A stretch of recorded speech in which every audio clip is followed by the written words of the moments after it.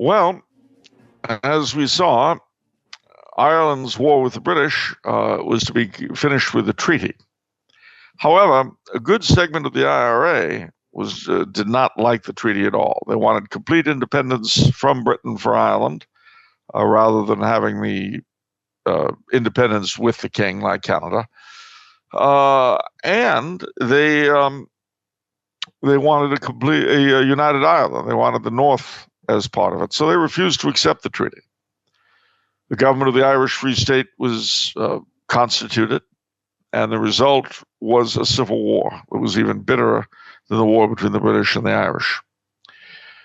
The parting of the ways in 1922. And for 2 years, the fighting was, again, horrific. The leader of the Treatyite forces, Michael Collins, was murdered.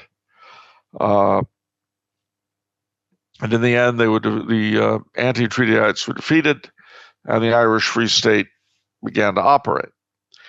Now, although they won a number of votes in the Dáil, the Irish Parliament, Eamon de Valera and his party, the Fianna Fáil, refused to take their seats because they would not take the oath of allegiance to the king that had to be taken if you wanted to sit in Parliament.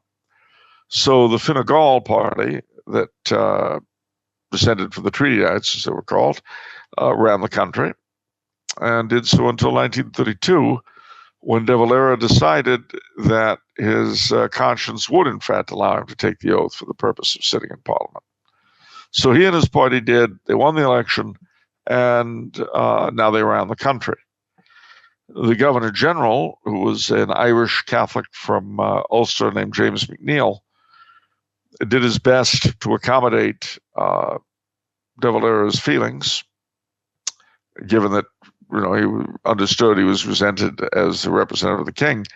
But McNeill believed that if the treaty was scrupulously adhered to, eventually the Ulster Scots would see reason and want to join the country, or want to join Southern Ireland. Otherwise, he figured, they would believe that the Catholics could not be trusted to keep their word. Well, De Valera got into a fight with McNeill, and he asked the king to pull McNeill's commission, which he did. He replaced McNeill with a sort of do-nothing governor general. And 1934. In 1936, King Edward VIII abdicated, and that gave De Valera the opportunity to change the country's constitution. In 1937, he issued a new constitution for an Irish republic, which was called Ire, and the king was not mentioned in it at all. There was a president. But a bill was passed whereby King George VI was made the person responsible for Irish foreign relations. So nominally, King George VI was still the King of Ireland, but he had nothing to do with the actual governing of the country. In the new Constitution was a section, an article, declaring that Catholicism was recognized by the state as the religion of the majority of the Irish people. And the new Constitution was started in the name of the Holy Trinity, Father, Son, and Holy Ghost. Amen. Thus began the period of the Catholic Irish Republic. And it was pretty Catholic in the beginning. They outlawed divorce, for one thing, which led to a lot of outrage on the part of people who considered themselves advanced. World War II came along. Ireland remained neutral, and this caused them a lot of problems, but they came through it in one piece. In 1949, Ireland was declared a republic and left the Commonwealth. De Valera became president of Ireland and would retain that post until 1973. Vatican II, in such a heavily Catholic country, led to a lot of repercussions. A lot of churches in Ireland would be uglified, as they say, reprobated. The general tenor of the clergy started to go down, and so did, because it was such a clerical country, so did the general tenor of Catholicism. In 1976, the article declaring Ireland's special relationship with the church was removed from the Constitution. As Ireland became more prosperous, the hold of the faith became less and less definite. These things went on gradually. In the 90s, there was a referendum on divorce, which was reintroduced. As a result, after several referenda, the rule in Ireland has always been that you keep throwing referenda at people until you get the right result. And then when you get it, well, it's the law of the land, sacred, and can't be touched. At any rate, the Irish became more and more secular. And then starting in the zeros, you had all sorts of real and imagined clerical scandals break out, as you had elsewhere. And this continually lowered the standing of the church in Catholic society. And the church was dogpiled on by the media, by government, by academia. And its bishops were not people who were really inclined to defend the faith anyway. So the combination of these things culminated in a situation where, a couple of years ago, 2/3 of the Irish population voted for abortion, and 2/3 voted for gay marriage. So there is absolutely no way in which one could call Ireland of today a Catholic country. One of the great ironies is that the Orangemen in the North have been staunch foes of abortion. They refuse to accept it.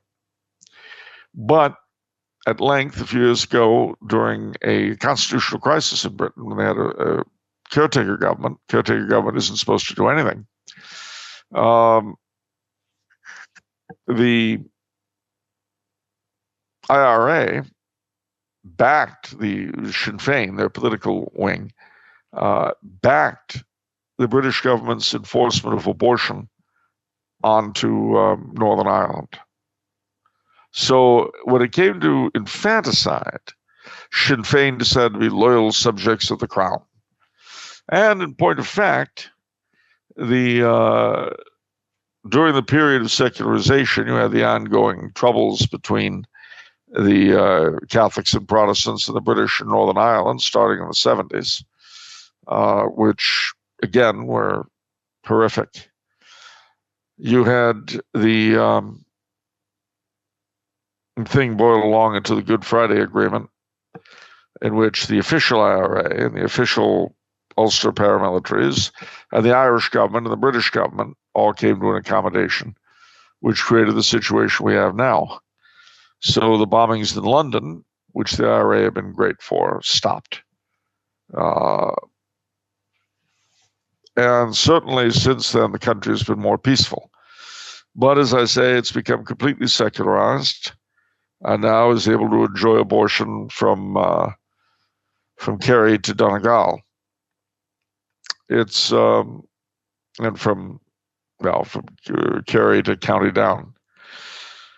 Having said all of that, however, sad as Ireland's current state is, the visitor to Ireland, the traveler to Ireland, still has an awful lot to see that will remind him of what was, and please God, maybe again. In Dublin, of course, if you go to the Protestant Christchurch Cathedral of all places, you can venerate the heart of St. Leonard O'Toole. In Drogheda is the head of St. Oliver Plunkett. At Downpatrick in County Down in the north is the grave of St. Patrick. St. Columba, or Columkill as is also called, St. Bridget of Kildare, and St. Patrick all occupied one grave for a long time. And so they said, 3 saints one grave doth fill, Patrick, Bridget, and Columkill. And the devotion to them is still with us here and there throughout the island. In Armagh, you can see the two cathedrals, the Catholic Cathedral of the 19th century, which is very beautiful, and the medieval, now Protestant cathedral, but worth seeing because that was St. Patrick's site, if not the place itself. And you see that all over Ireland, the historic Protestant church and the newer Catholic one. Our Lady appeared at Knock in the 1870s. Her shrine there is in Galway is really worth seeing. And there are a lot of other shrines scattered around the country.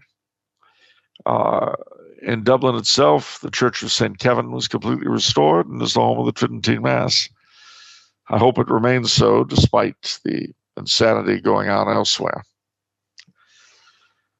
Ireland, for all of its woes and all of its difficulties, gave the United States and the world a lot we have to be grateful for.